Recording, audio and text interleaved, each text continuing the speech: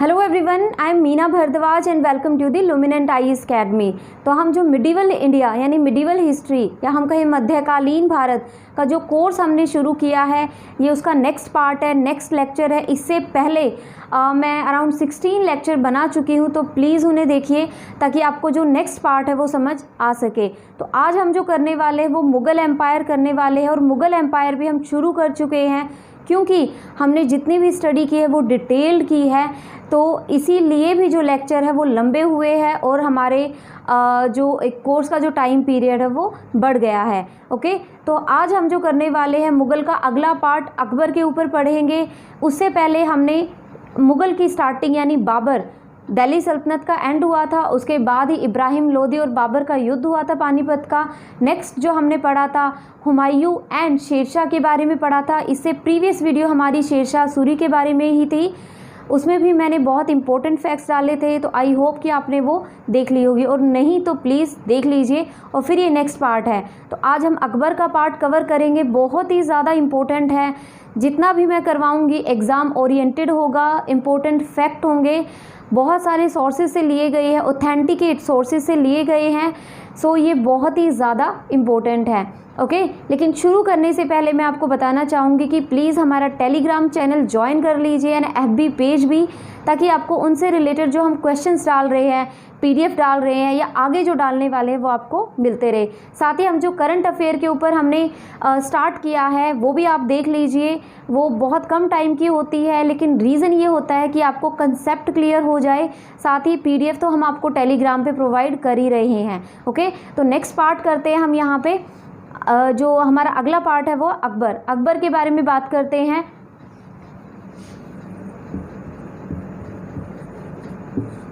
अकबर, तो अकबर का जो टाइम पीरियड है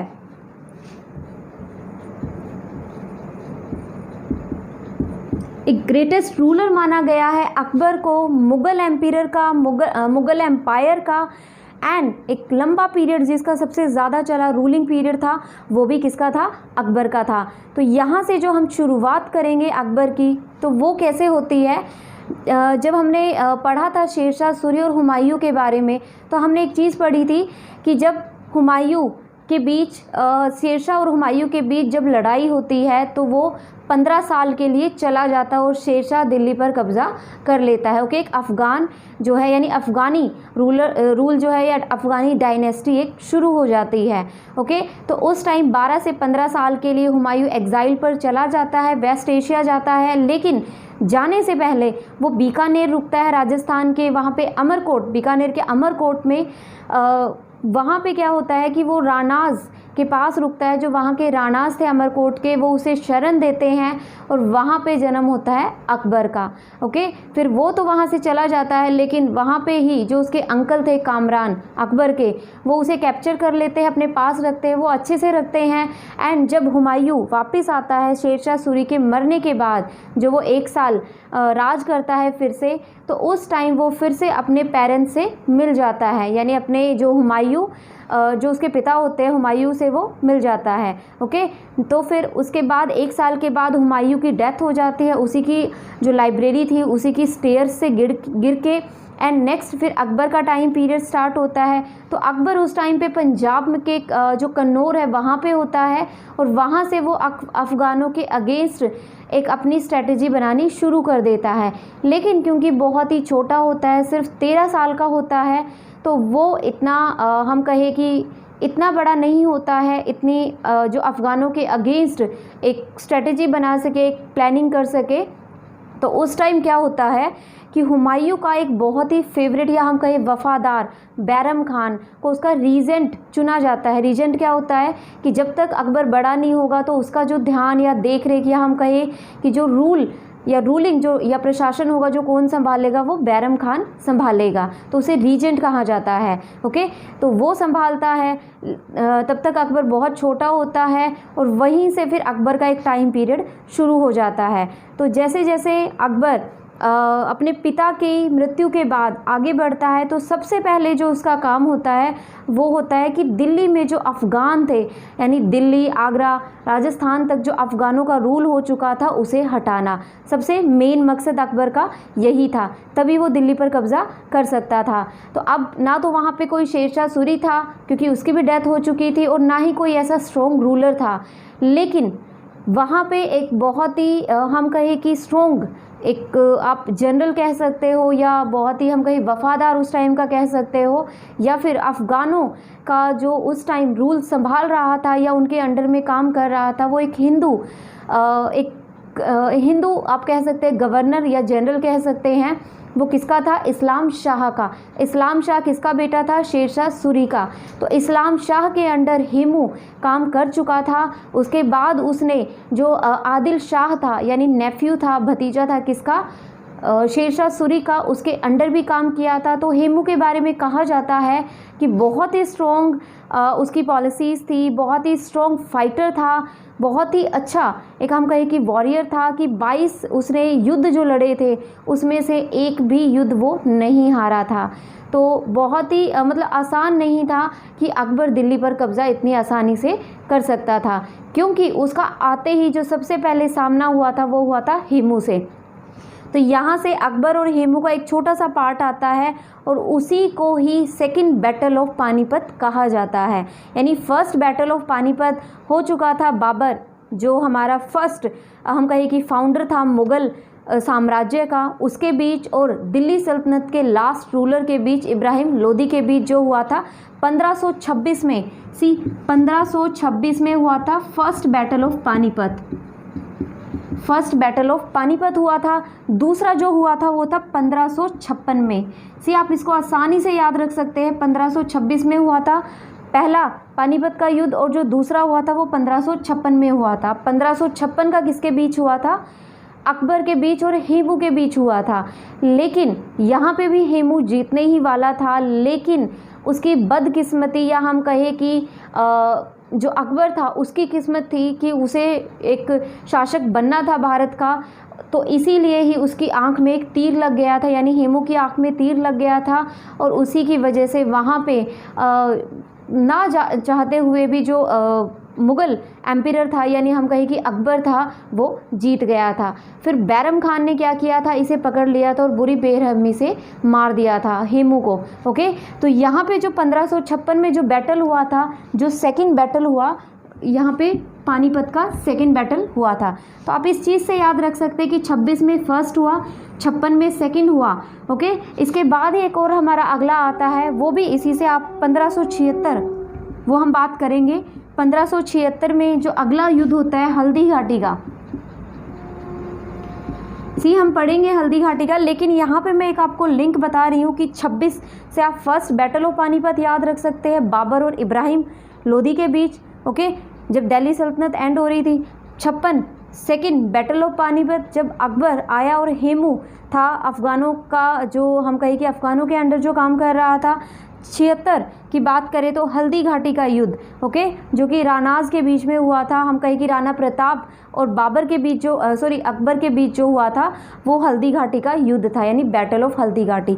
तो 26, 56, 76 से आप ये चीज़ याद रख सकते हैं। ओके, लेकिन अभी जो हम बात कर रहे हैं वो यहाँ तक की बात कर रहे हैं, 1556 तक की। ओके, तो फर्स्ट हमारा हो चुका था, सेकंड में वो हेमू को हरा देता है। और हाँ, इस टाइम बैरम खान ही युद्ध लड़ता है, क्योंकि जो अकबर होता है वो बहुत ही छोटा होता है, 13 साल की उम्र होती है उसकी, 13-14 साल की उम्र होती है। तो बैरम खान ही उसके हम कहें कि उसके नाम पे लड़ता है या सब कुछ संभालता है। फिर उसके बाद क्या होता है कि जब तक अगला मतलब जो अकबर होता है आगे शासन नहीं करता है, तब तक जो बैरम खान है वो संभालता है। लेकिन उसके बाद क्या होता है कि जब वो 18 साल का होता है और 1560 में वो बैरम खान को एक तरह से रिज़ाइन करने के लिए बोल देता है और कह देता है कि आप चाहे तो एक अच्छी खासी पोस्ट ले सकते हैं या आप मक्का भी जा सकते हैं। तो मक्का जाना चूज़ करता है, और मक्का जाते टाइम जो अफ़गान यानी जो उसके अगेंस्ट थे वो उसका मर्डर कर देते हैं, उसे मार देते हैं। तो बैरम खान का तो यहीं पे रोल जो है वो एंड हो जाता है। उसके बाद जो स्टार्ट होता है वो अकबर का स्टार्ट होता है। अब अकबर का शासनकाल शुरू होता है और अकबर के शासनकाल को जो हम डिवाइड करते हैं मेनली कुछ पार्ट्स में डिवाइड करते हैं, और वो हैं इसे हम डिवाइड कर सकते हैं सबसे पहले कि relation with Rajput.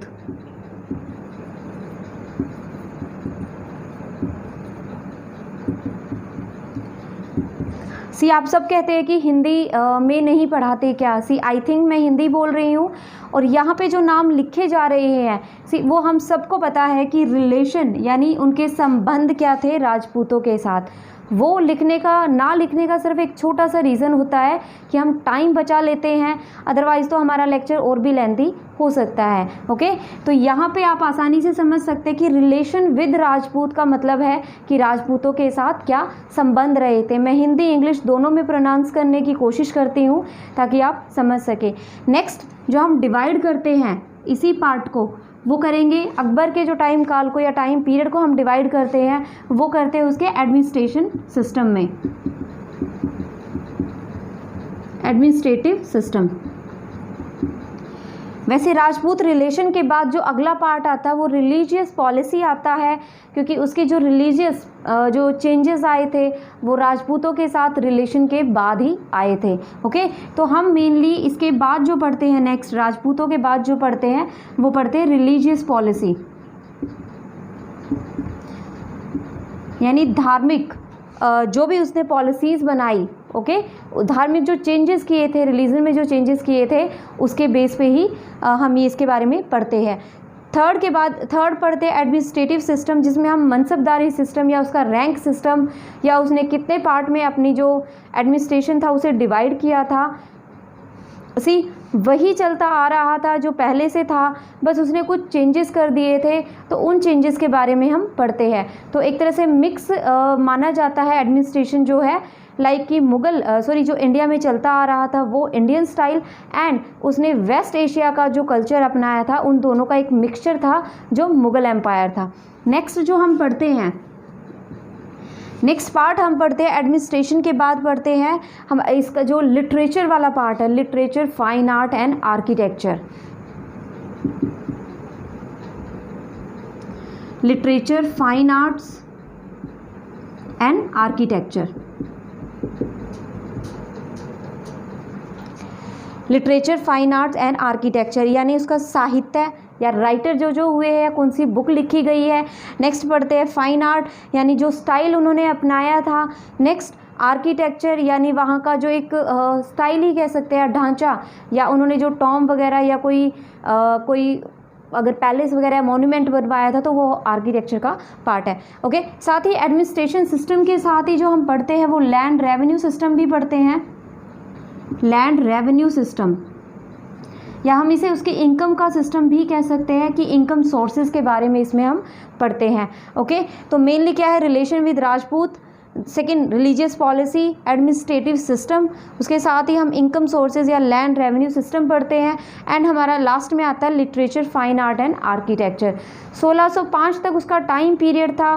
First battle of Panipat से लेके 1605 तक का उसका टाइम पीरियड माना जाता है। उससे पहले उसने क्या किया वो हम नहीं देखते हैं, लेकिन जो मेन उसका टाइम पीरियड था वो 56 से लेके यानी फर्स्ट बैटल से लेके 56 से लेके 5 तक माना जाता है, 1605 तक।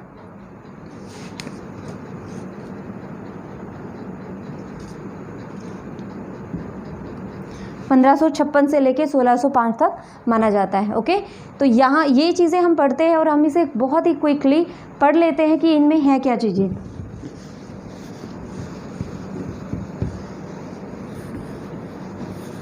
तो सबसे पहले हम पढ़ते हैं राजपूतों के साथ रिलेशन।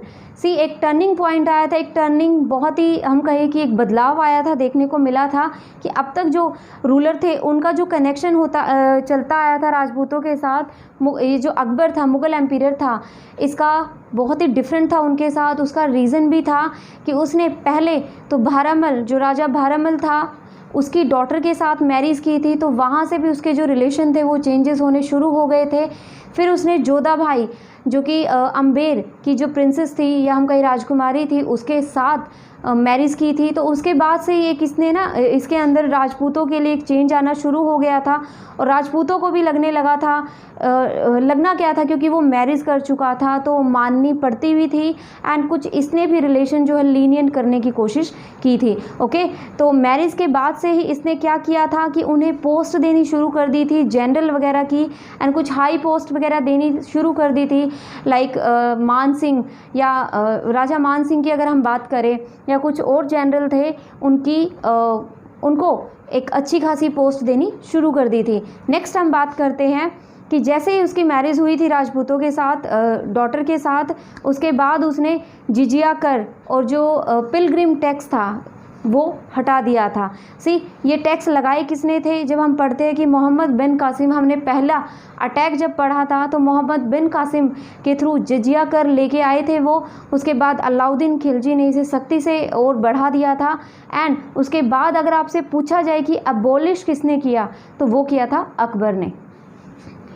तो जो राजपूतों के साथ रिलेशन जब हम पढ़ते हैं तो उसके बाद हम पढ़ते हैं कि उसकी जो रिलीजियस पॉलिसी के साथ ही उसने एक लीनियंसी जो अपनाई थी उसमें चेंजेस देखने को मिले थे। तो सबसे पहले पढ़ते हैं कि अबॉलिश करना या ख़त्म करना जिजिया tax and pilgrim tax. Pilgrim यानी जो हम धार्मिक स्थल पर जो हिंदू जाते थे उनसे टैक्स लिया जाता था। ओके, और जिजिया जो होता था नॉन मुस्लिम जो होते थे उनसे टैक्स लिया जाता था। ओके, तो इन दोनों टैक्स को उन्होंने अबॉलिश कर दिया था। नेक्स्ट उसके बाद हाई पोस्ट वगैरह दे दी थी राजपूतों को।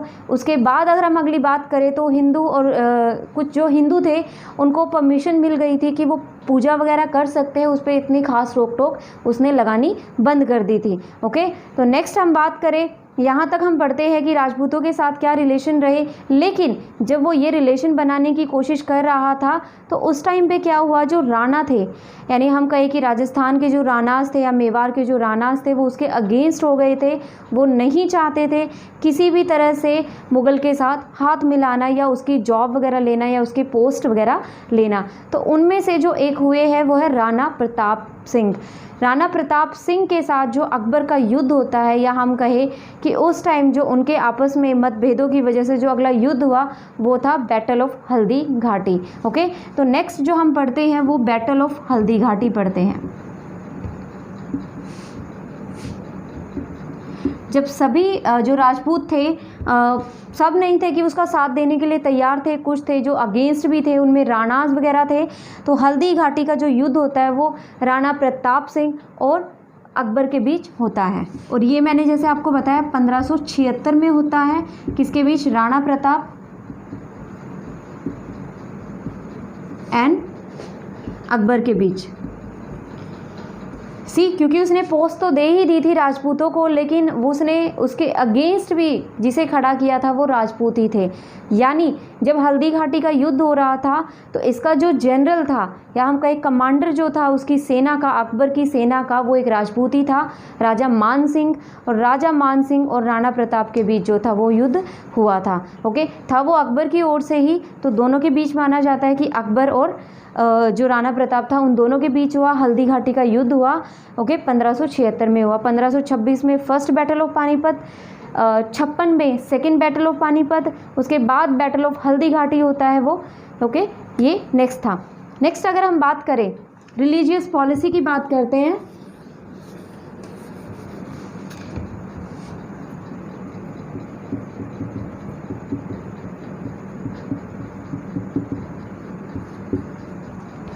तो जैसा कि मैंने बताया कि उसके बाद से चेंजेस आने शुरू हो गए थे।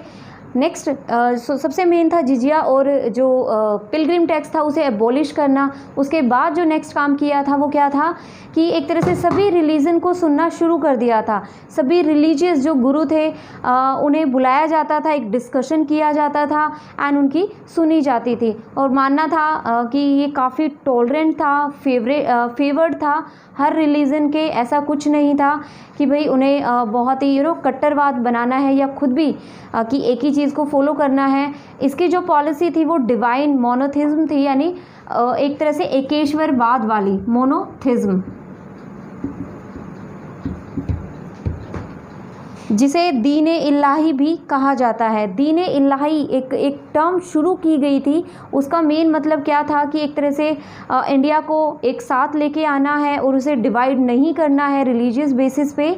तो एक दीन इलाही करके, दीन इलाही एक टर्म या एक सिस्टम शुरू किया था, जिसमें उसका मतलब था कि वो जो इंडिया के जो लोग थे उन्हें इकट्ठा लेके आना चाहता था। इसके साथ ही अगर हम बात करें तो सती प्रथा को उसके अगेंस्ट था, सती प्रथा को नहीं होने देता था, तो सती प्रथा के भी अगेंस्ट था। ओके, मोनोथिज्म यानी कि गॉड, हम मतलब एक ही गॉड को मानने में यकीन रखता था। उसके बाद दीन इलाही शुरू किया था, जिसमें उसको जो भारत के जो इंडियंस थे उनको एक साथ लाने की कोशिश कर रहा था। सती प्रथा का विरोध किया था। ओके, तो ये रिलीजियस पॉलिसी का ही कुछ पार्ट था। नेक्स्ट अगर हम बात करें रिलीजियस पॉलिसी की ही बात करें तो एक तरह से माना जाता है कि अशोका की तरह ही एक रूलर की तरह देखा जाता है अकबर को, यानी कि कुछ मैच करता है कि जो अशोका की रूलिंग थी और अगर अकबर की रूलिंग को मैच करे तो।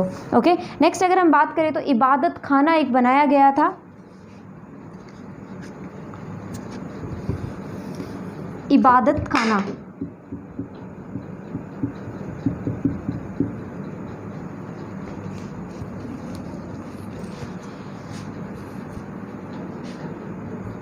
इबादत खाना में क्या होता था कि जितने भी उसके रिलीजियस जो गुरु होते थे या रिलीजियस बाकी जो रिलीजन के गुरु होते थे उन्हें बुलाया जाता था, उनके साथ डिस्कशन किया जाता था। ओके, तो उसके लिए इबादत खाना बनाया गया था। किसके टाइम पे बना?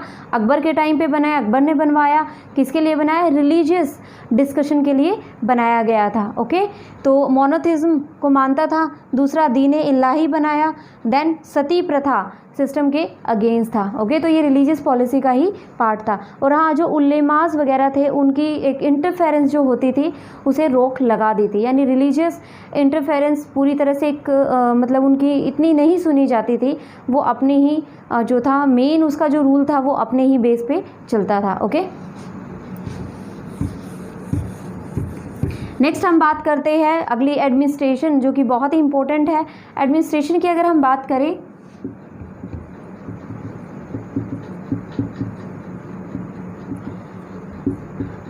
एडमिनिस्ट्रेशन में कहा जाता है कि इंडिया और वेस्ट एशिया का मिक्सचर था एडमिनिस्ट्रेशन उसका, जो चलता आ रहा था उसमें कुछ चेंजेस किए थे। नेक्स्ट उसके बाद जो हम इसमें मेन पढ़ते हैं मनसबदारी सिस्टम पढ़ते हैं कि अकबर ने मनसबदारी सिस्टम शुरू किया था।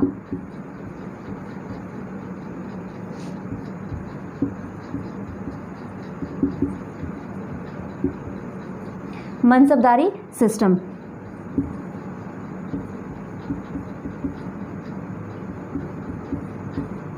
मनसबदारी सिस्टम में क्या था कि उसने रैंक दी हुई थी, यानी जो उसके सैनिक थे, सिविल सर्वेंट थे या जो एम्प्लॉयज़ वगैरह थे उनको एक रैंक दी हुई थी। वो रैंक दी थी 10 से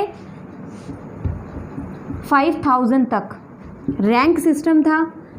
अकबर की मनसबदारी सिस्टम में क्या था? रैंक सिस्टम था। 10 से 5000 तक की रैंक दी जाती थी, जिसकी हाईएस्ट रैंक किसे दी जाती थी? जो कि रॉयल ब्लड होता था या हम कहें कि कोर्ट से रिलेटेड होता था, प्रशासन से रिलेटेड होता था, उसकी रैंक उतनी ही हाई होती थी। दूसरा, एक और दो चीज़ों में दो रैंक में डिवाइड किया था, एक था जात और दूसरा था सवार। ओके, जात एक तरह से था कि पर्सनल स्टेटस था।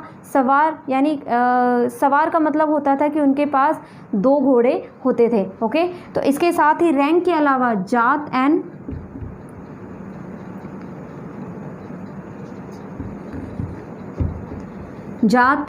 सवार, सवार में 2 घोड़े होते थे और जात पर्सनल स्टेटस होता था एक।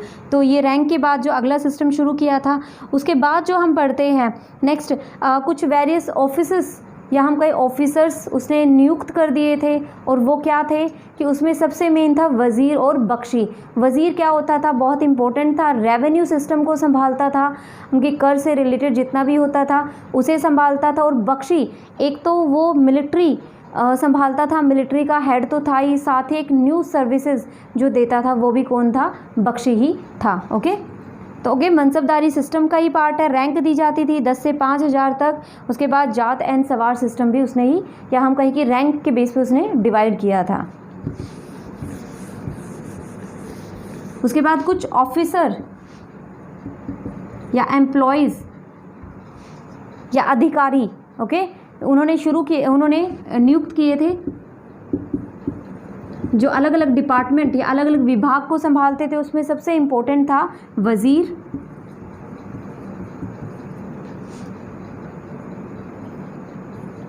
एंड बख्शी।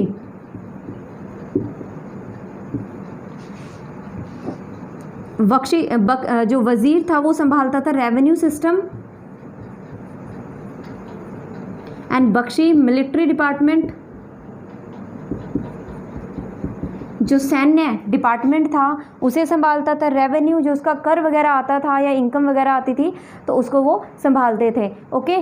तो और बख्शी साथ ही एक तरह से न्यूज़ सर्विसेज के लिए भी इसे ही बनाया गया था, न्यूज़ सर्विसेज।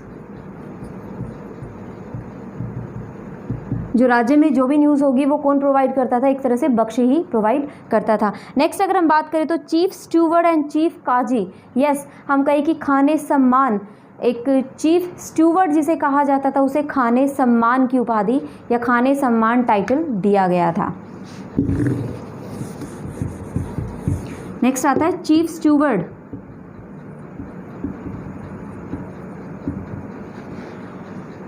जिसे खाने सम्मान कहा जाता था, खाने सम्मान।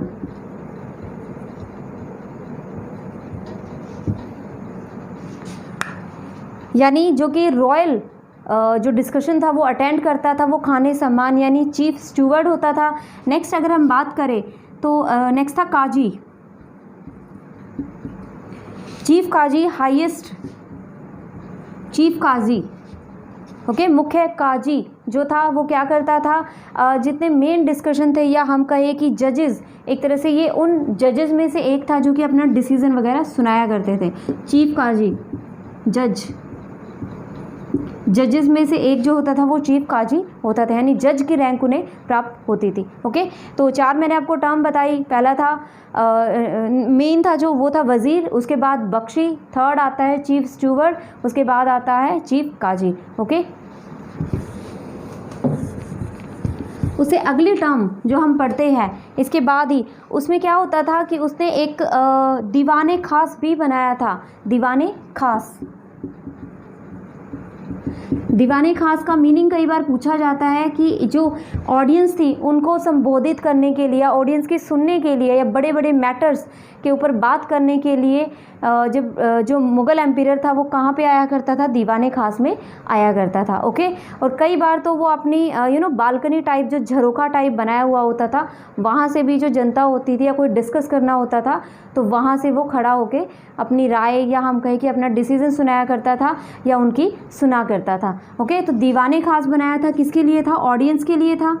जब उसे लार्ज लेवल पे ऑडियंस को संबोधित करना होता था, पब्लिक को संबोधित करना होता था। एंड दूसरा झरोखा भी बनवाए हुए थे, ओके। दीवाने खास एंड झरोखा। नेक्स्ट हम बात करते हैं कि जो मुग़ल एम्पायर है उसने अपने एम्पायर को डिवाइड किया हुआ था नंबर ऑफ सूबाज में। मुग़ल एम्पायर वॉज डिवाइडेड किसमें, सूबाज एंड सरकार। मुग़ल एम्पायर को डिवाइड किया गया था किसमें, सूबाज और सरकार में, यानी सूबे में और सरकार में। सबसे मेन जो था वो था पहले तो था सूबा, सबसे पहले थे 15 सूबाज। सूबा में क्या था, 15 सूबाज यानी सूबे।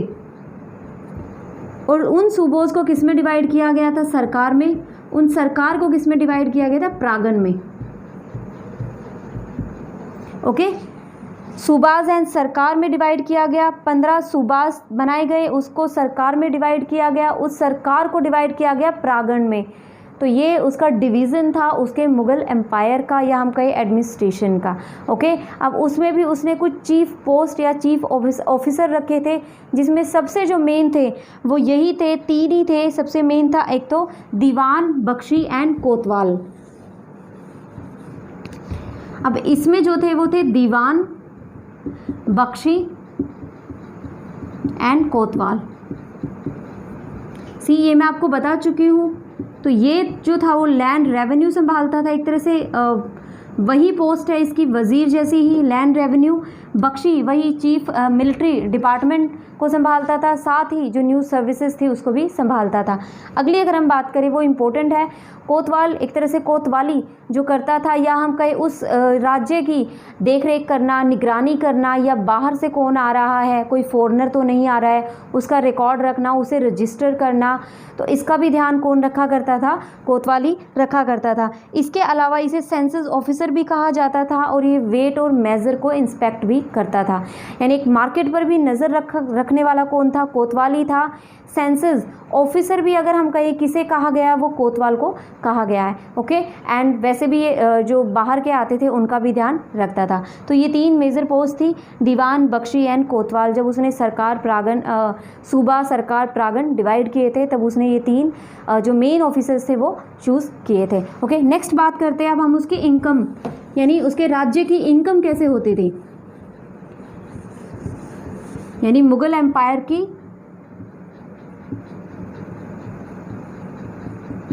इनकम का सोर्स क्या था। मुगल एम्पायर की इनकम की अगर हम बात करें तो सबसे मेन जो था वो था लैंड रेवेन्यू, एंड दूसरा था एक्सपोर्ट यानी ट्रेड। 2 थे, एक था लैंड रेवेन्यू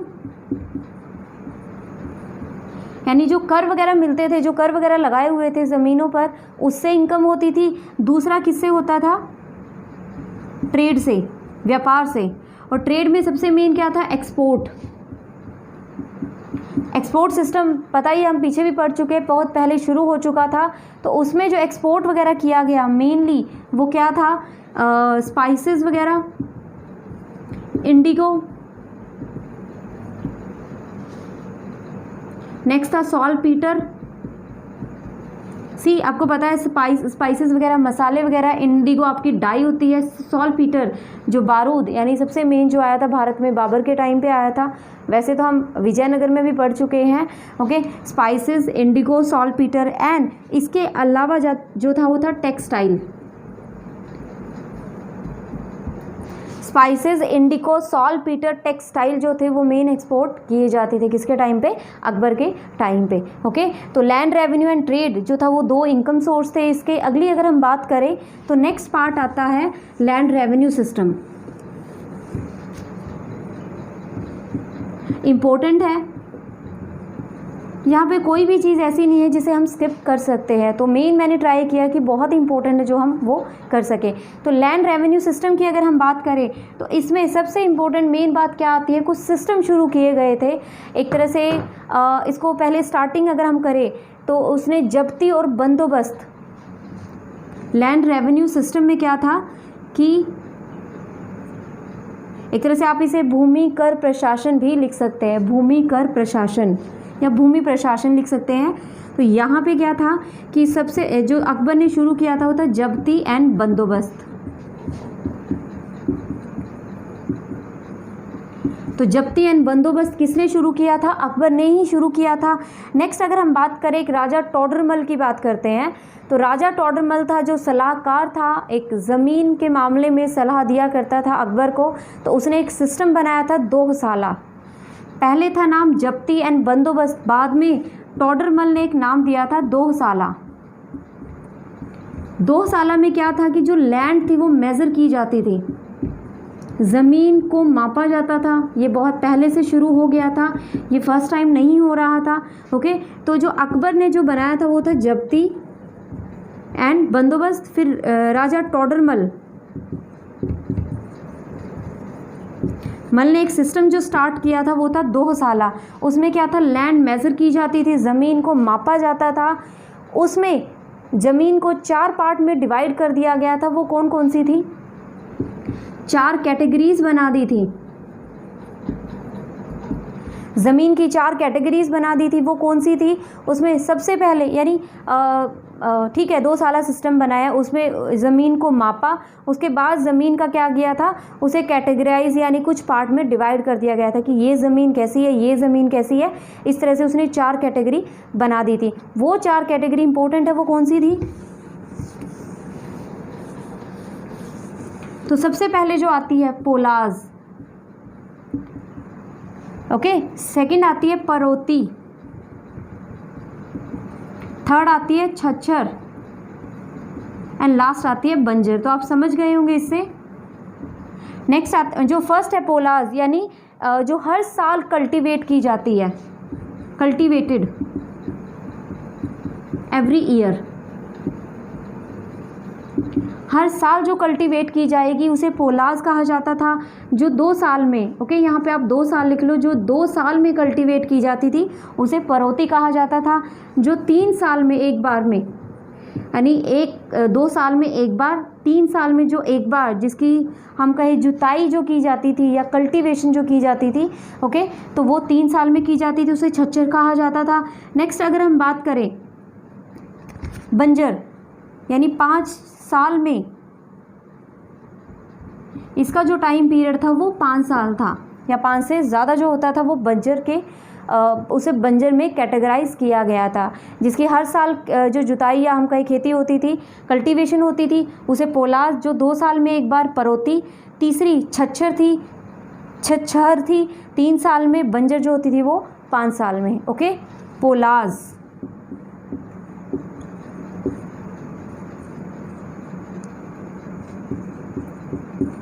परौती,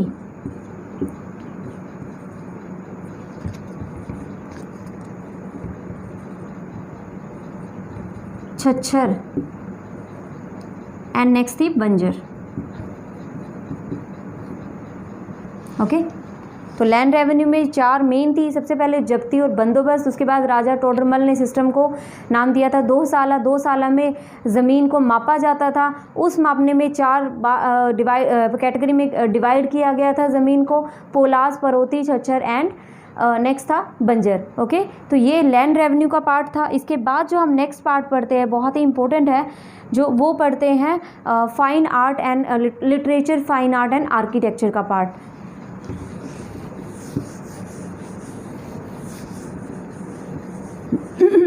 सी, जो पोर्तुगीज़ थे वो आने शुरू हो गए थे, तो उसके काफ़ी इम्प्रेस था अकबर, उनके जो वहाँ पे वो जो उनके सिस्टम्स थे जो उन्होंने शुरू किए थे, तो वो काफ़ी इफ़ेक्टिव रहता था। लेकिन उस टाइम पे जो थे वो हम कहें कि वेस्ट कोस्ट में, या हम कहें कि जब हम विजयनगर में पढ़ते हैं तो वहाँ का जो कोस्टल एरिया था वहाँ पे पोर्तुगीज़ आने शुरू हो गए थे। ओके, लेकिन यूरोपियंस ने भी कोशिश की थी, जब पोर्तुगीज़ आ गए थे, जब वो इनकम कर रहे थे भारत से, तो जो यूरोपियंस थे, या हम यूरोपियन तो ये पोर्तुगीज़ भी थे, यानी जो ब्रिटिश थे, इंग्लिश थे, वो भी आना चाहते थे, लेकिन अकबर उनको ज़्यादा परमिशन नहीं दी थी। वो ज़्यादा परमिशन देने के मामले में थोड़ा स्ट्रिक्ट था, कि वो बाहर वालों को ज़्यादा परमिशन नहीं देना चाहता था।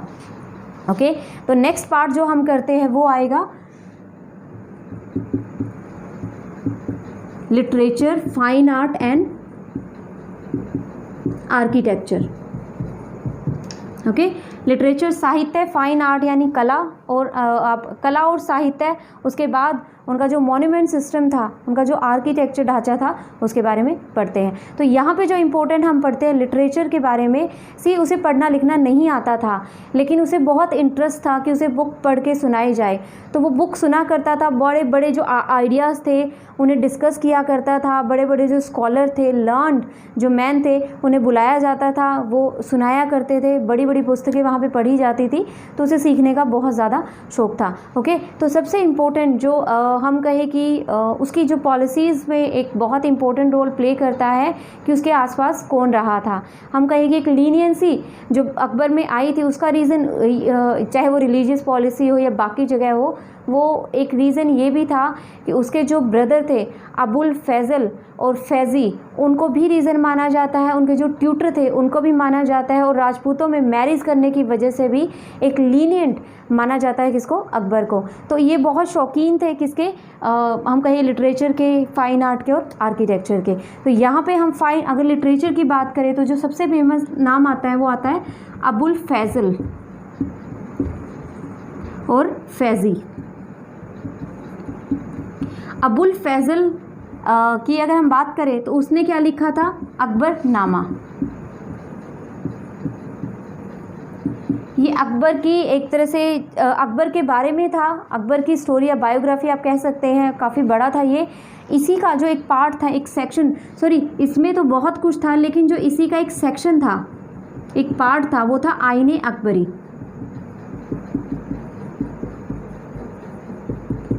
आईने अकबरी, तो उसमें जितना भी था अकबर के बारे में लिखा हुआ था, किसने? अबुल फैज़ल ने लिखा था। नेक्स्ट अगर हम बात करें तो जो फैज़ी था वो था पर्शियन पोइट, पर्शियन पोइट यानी फारसी पोइट। अबुल फजल आप इसे बोल सकते हैं, अबुल फजल एंड फैज़ी। फजल ने अकबरनामा लिखा था।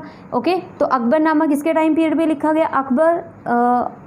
अकबर के टाइम में ही। दूसरा उसी में एक सेक्शन था आईने अकबरी, वो किसके ऊपर था? वो था अकबर के ऊपर। ओके, नेक्स्ट बात करें तो फैज़ी एक पर्शियन पोइट था जो कि पर्शियन में लिखता था। इसके साथ ही हम बात करें इस टाइम जो लैंग्वेज यूज़ की, पर्शियन तो थी ही, साथ में हिंदी भी यूज़ हुई है। इसके अलावा यहाँ पे संस्कृत को भी वेटेज दी गई है। अगर हम बात करें रामायण और महाभारत की तो उन्हें पर्शियन में ट्रांसलेट भी किया गया क्योंकि वो चाहता था कि उनके बारे में भी उसे पता चले। उसके अलावा हम बात करें तो कुछ हिंदी के पोइट भी हुए हैं लाइक वल्लभाचार्य है। अगर हम बात करें उसके अलावा केशव दास की बात करें या रहीम की बात करें, रहीम के दोहे अभी तक पढ़े जाते हैं। तो वल्लभाचार्य, केशव दास एंड रहीम हिंदी पोइट हुए किसके टाइम पे? अकबर के टाइम पे। ओके, तो अबुल फजल फैज़ी तो थे ही। नेक्स्ट जो हम बात करते हैं हिंदी पोइट हुए हैं, उसके साथ ही तुलसीदास ने रामचरितमानस भी लिखी थी।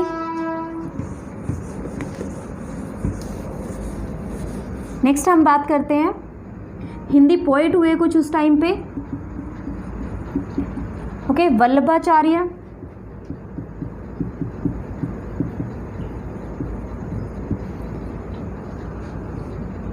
केशव दास।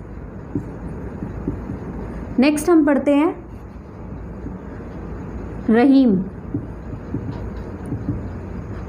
ओके, और हाँ अगर हम बात करें जो सिखों के गुरु थे पहले, गुरु नानक जी की अगर हम बात करें तो वो भी अकबर के टाइम पीरियड में भी थे। वो उनसे मिले भी थे।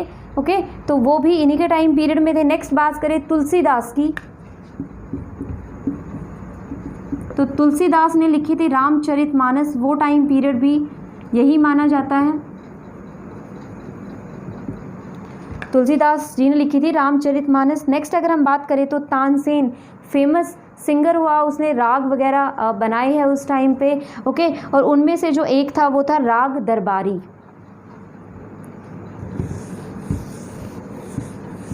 तानसेन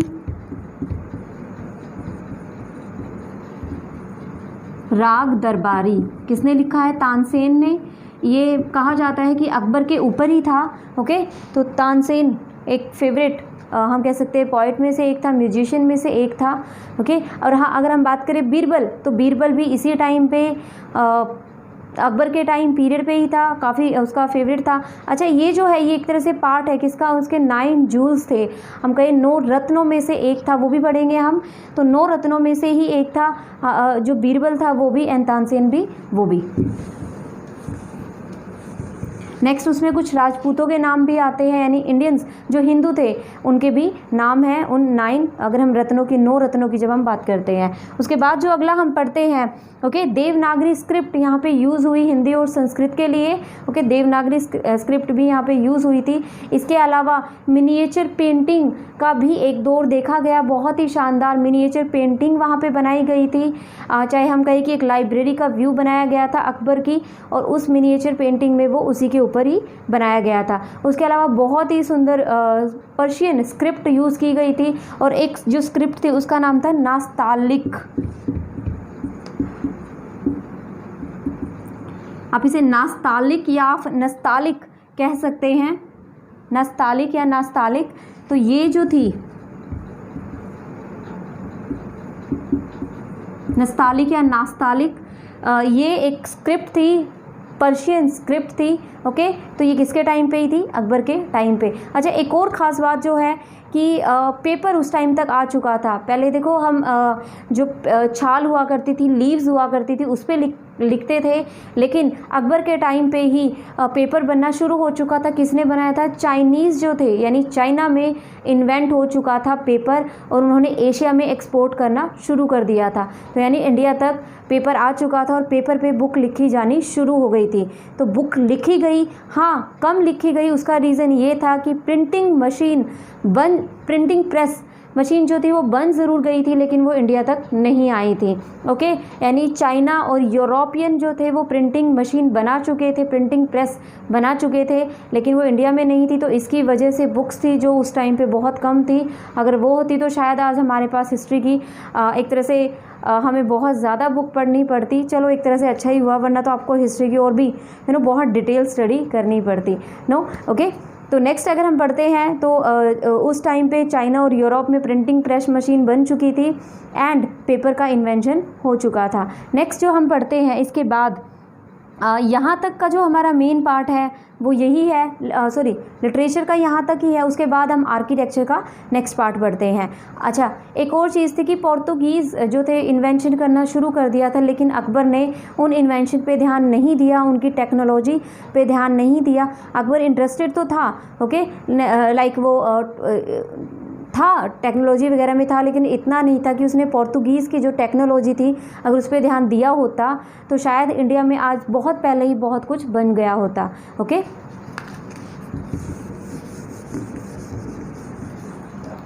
अच्छा, इसे नेचुरल साइंसेस में भी काफ़ी इंटरेस्ट था किसे? अकबर को। ओके, नेक्स्ट पार्ट जो हम करते हैं वो आर्किटेक्चर करते हैं।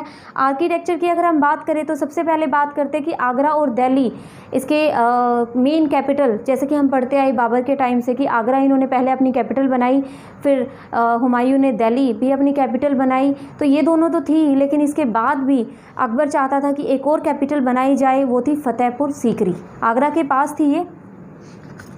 तो ये आर्किटेक्चर का पार्ट है।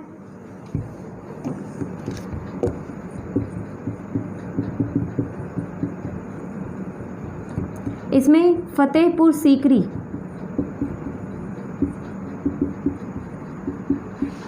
कैपिटल सिटी बनाई थी किसने? कैपिटल सिटी बनाई गई थी, अकबर ने बनाई थी। आगरा और दिल्ली तो थे ही, इसके अलावा बनाई, आगरा के पास बनाई। इसका रीज़न क्या था कि ये जो जगह थी ये एसोसिएट थी किससे? उनके जो संत थे, सूफी संत थे सलीम चिश्ती, उनसे रिलेटेड थी, इसीलिए इसे उसने अपनी जो कैपिटल था वो बनाया। ओके, फतेहपुर सीकरी। तो एक अच्छा खासा वहाँ पे एक मुग़ल स्टाइल देखा जाता है, रेड सैंडस्टोन से बनाई गई थी एंड एक मैग्निफिसेंस, हम कहें कि बहुत अच्छे से इसमें पैलेसेस वगैरह मैग्निफिसेंस पैलेसेस बनाए गए थे एंड रेड सैंडस्टोन यूज़ किया गया था।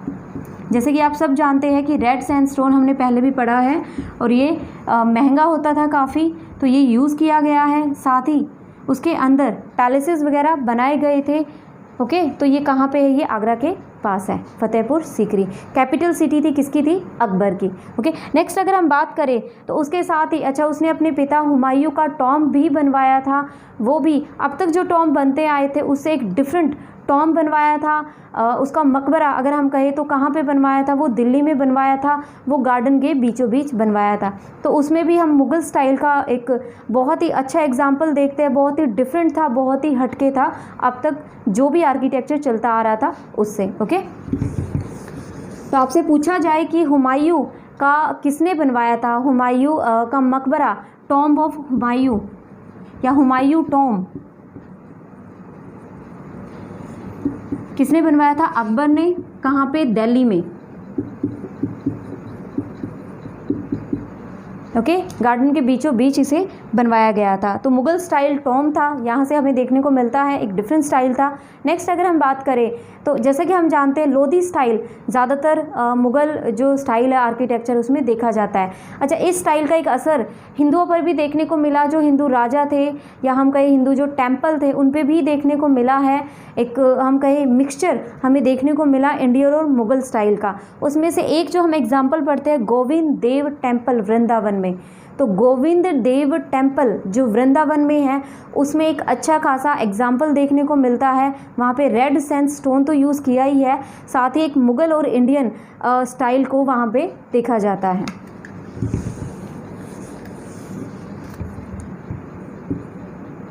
गोविंद देव टेम्पल।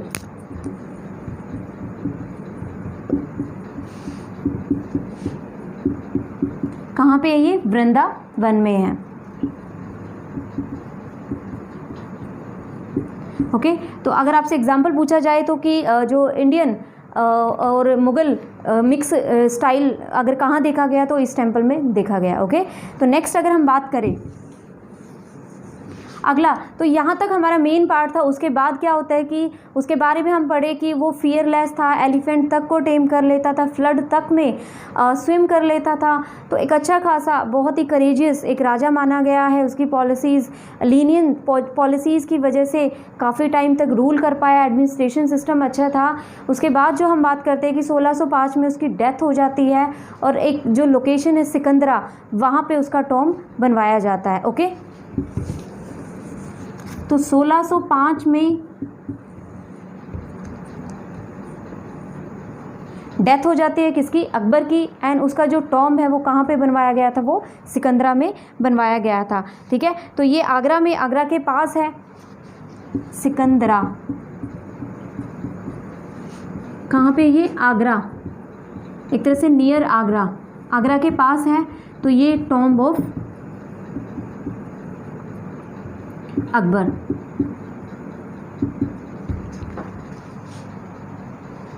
ओके, और इसके अलावा हम आर्किटेक्चर में जो इबादत खाना है उसका भी हम पढ़ते हैं। फतेहपुर सीकरी के अलावा इबादत खाना बनवाया गया था।